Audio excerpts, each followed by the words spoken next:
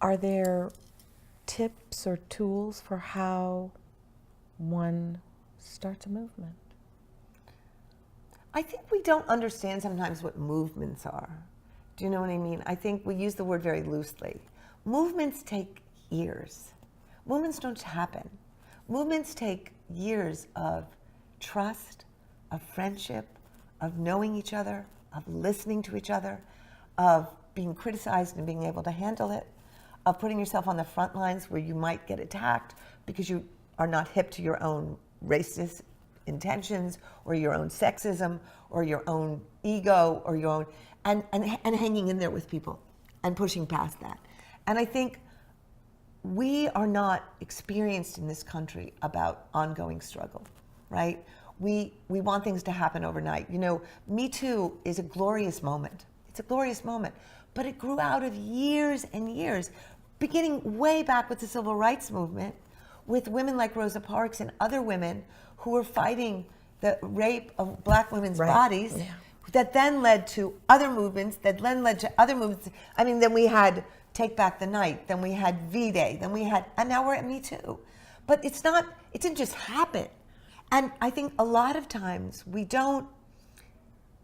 have violent amnesia in this country.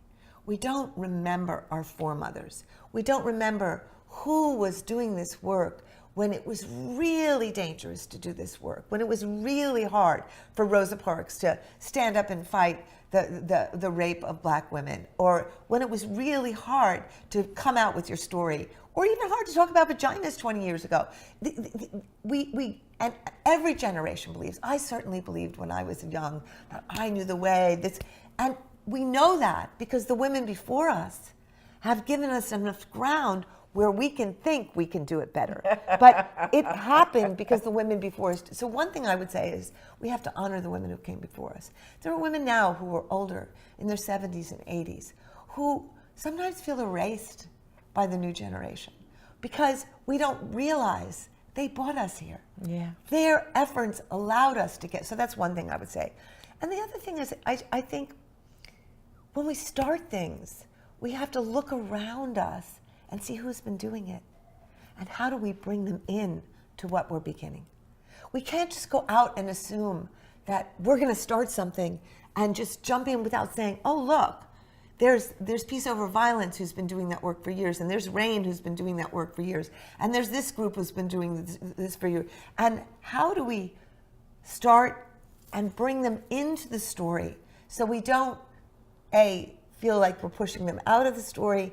How do we, Ken Wilber has this beautiful thing in Up from Eden, this beautiful book on the evolution of human consciousness. And he says the greatest mistake human beings make is that when they evolve, they don't integrate the stage that's become before them. They dismiss it. And so they don't integrate the knowledge and the wisdom and the energy of what's... And I see this is the mistake we make over and over in our movements. We don't say, let me bring you in. We go, you're done. I'm going to do it better. I've got this. And what are we saying then to all the people who laid the tracks to get us where... The other thing I would also say is that we have to trust women on the ground. We have to trust women on the front lines.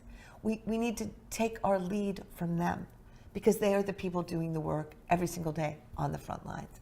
And, we need to listen. We need to listen. We need to pay attention.